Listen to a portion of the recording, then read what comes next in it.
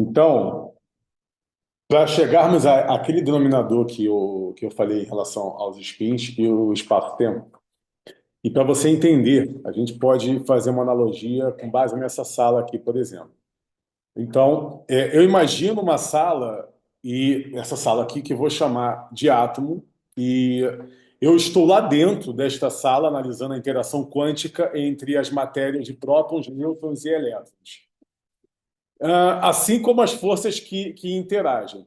E vou perceber os spins como pequenas bússolas em cada partícula, influenciando suas afinidades e repulsões, e como se organizam no espaço, ok? Vamos à abstração.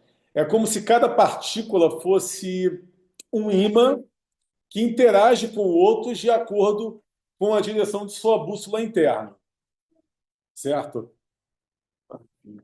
Então,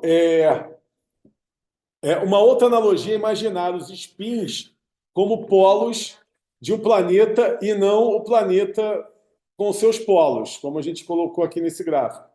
Então, imagine o ímã em si, está vendo aqui? Onde os elétrons giram internamente na mesma direção para que o fenômeno do magnetismo ocorra. Então, imagina um ímã onde os elétrons giram internamente na mesma direção para que o fenômeno do magnetismo ocorra, certo? Como eu falei daqui entre a montanha.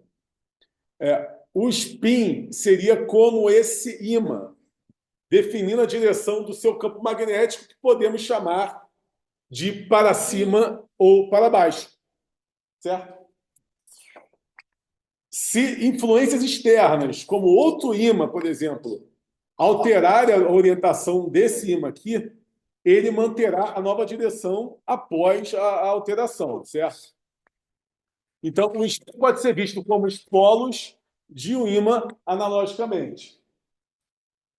Tanto o spin quanto a rotação clássica estão associadas ao momento angular, uma grandeza física que descreve a tendência de um objeto em continuar girando. Assim como o objeto girando tem um eixo de rotação como uma direção definida. O spin descreve a direção do momento angular intrínseco da partícula. Então, em definitivo, podemos imaginar aqui o spin, tá vendo aqui? Como o eixo, não a direção, nem a forma, nem a velocidade, mas simplesmente o eixo no espaço-tempo. E o eixo é a posição.